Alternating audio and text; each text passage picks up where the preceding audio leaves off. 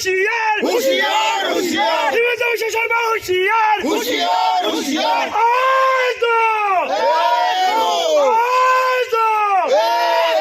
BJP go back, go back, go back, BJP go back, go back, go back, Himanta Biswa Sarma go back, go back, go back, BJP মুর্দাবাদ, মুর্দাবাদ মুর্দাবাদ, কংগ্রেস জিন্দাবাদ, জিন্দাবাদ জিন্দাবাদ, BJP হুঁশিয়ার হুঁশিয়ার হুঁশিয়ার, কংগ্রেস জিন্দাবাদ, জিন্দাবাদ জিন্দাবাদ, কংগ্রেস জিন্দাবাদ, জিন্দাবাদ জিন্দাবাদ, যুব কংগ্রেস জিন্দাবাদ, জিন্দাবাদ জিন্দাবাদ, সোনিয়া গান্ধী জিন্দাবাদ, জিন্দাবাদ জিন্দাবাদ।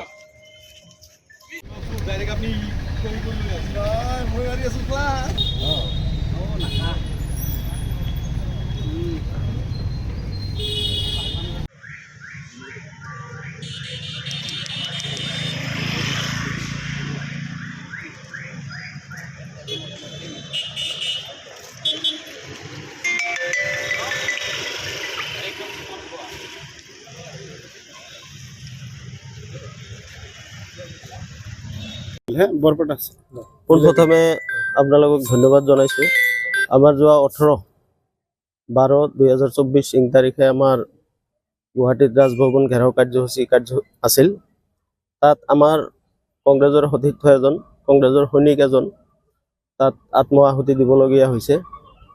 তাৰ প্ৰতিবাদত আজি আমাৰ গোটেই অসমত জিলা আয়ুক্তৰ কাৰ্যালয়ৰ সন্মুখত অৱস্থান ধৰ্মঘট কাৰ্যসূচী আছিল।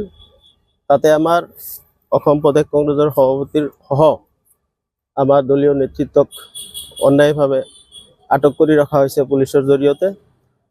তেওঁলোকক মানে মুকলি কৰি দিয়াৰ প্ৰতিবাদত আমি আজি আমাৰ অসমৰ মাননীয় মুখ্যমন্ত্ৰী হিমন্ত বিশ্ব শৰ্মা ডাঙৰীয়াৰ প্ৰতিমূৰ্তি দাহ কৰিছোঁ। আৰু এই কাৰ্যসূচী আমাৰ ব্লক কংগ্ৰেছৰ অসমত যিমান ব্লক কংগ্ৰেছ আছে তাৰ নেতৃত্বত অসম প্ৰদেশ কংগ্ৰেছ কমিটিৰ নিৰ্দেশত আমাৰ কাৰ্যসূচী ৰূপায়ণ কৰা হয়। সাংবাদিক বন্ধুসকলক মই ধন্যবাদ জ্ঞাপন কৰিছোঁ, কাৰণ আমাৰ কাৰ্যসূচীত আপোনালোকে অহাৰ কাৰণে। আচলতে আমাৰ যিটো অসমত এই বিজেপিয়ে স্বৈৰতন্ত্ৰ আৰম্ভ কৰিছে, আপোনালোকে গম পাই অৱগত। আপোনালোকে আমাৰ 18 তাৰিখত যিটো কাণ্ড ঘটিল, আচলতে সৰ্বসাধাৰণ ৰাইজৰ কাৰণে কংগ্ৰেছ দলটোৱে যেনেকৈ আমাৰ ৰাজভৱন ঘেৰাও কৰিছিল, তাৰ ইছ্যুটো আছিল স্মাৰ্ট মিটাৰ, মূল্য বৃদ্ধি আৰু মণিপুৰৰ ইছ্যু। এইবিলাক কৰাৰ কাৰণে যদি আজি বিজেপি দলে যদি আমাক তাৰমানে মাৰ্ডাৰ কৰিবলগীয়া হয়, কাৰণ আমাৰ কংগ্ৰেছ কৰ্মীয়ে ঘেৰাও কৰাৰ বিনিময়ত যদি প্ৰাণ আহুতি দিবলগীয়া হয়, এইটো আৰু বহুত দুখৰ বিষয়। আপোনালোকে সবেই অৱগত। আচলতে আমাৰ এই চৰকাৰে কি কৰি আছে কি নকৰি আছে আমাতকৈ আপোনালোকে বেছিকৈ অৱগত, কাৰণ আপোনালোকে নিউজ কৰি আছে। আপোনালোকক ধন্যবাদ জ্ঞাপন কৰিছোঁ আমাক সঁহাৰি দিয়াৰ কাৰণে।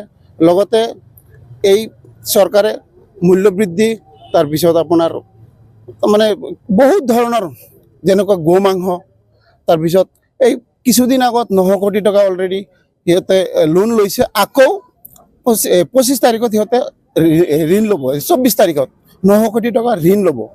ঋণে পোত গৈ আছে অসমখন। এই পোত যোৱাৰ কাৰণে আমাৰ দলীয়ভাৱে কংগ্ৰেছ দলে যেনেকৈ দলৰ হৈ বা সৰ্বসাধাৰণ ৰাইজৰ হৈ যেনেকুৱাকৈ কাম কৰি আছে বা আগুৱাই গৈ আছে মূল্যবৃদ্ধি ৰোধ কৰাৰ কাৰণে, এইবিলাক বন্ধ কৰাৰ কাৰণে আজি বিজেপিয়ে স্বৈৰতন্ত্ৰ আৰম্ভ কৰিছে। গতিকে আজি আমি এই আমাৰ 18 তাৰিখত যিটো কাণ্ড হৈ গ'ল, আমাৰ কংগ্ৰেছ কৰ্মী, সনিষ্ঠবান কংগ্ৰেছ কৰ্মীয়ে প্ৰাণ আহুতি দিবলগীয়া হ'ল। সেইকাৰণে আজি আমাৰ অসমৰ চুকে কোণে য'ত য'ত ৰাজীৱ ভৱন আছে, জিলা কংগ্ৰেছ কমিটিৰ নিৰ্দেশ মৰ্মে, অসম প্ৰদেশ কংগ্ৰেছ কমিটিৰ নিৰ্দেশ মৰ্মে আমাৰ তাৰমানে এই প্ৰত্যেকখন জিলাতে, প্ৰত্যেক ব্লকতে, প্ৰত্যেক মণ্ডলতে হিমন্ত বিশ্ব শৰ্মা ডাঙৰীয়াৰ প্ৰতিমূৰ্তি দাহ কৰিছোঁ। আজি সেই প্ৰতিমূৰ্তি দাহ কৰা অৱস্থাতে আপোনালোকে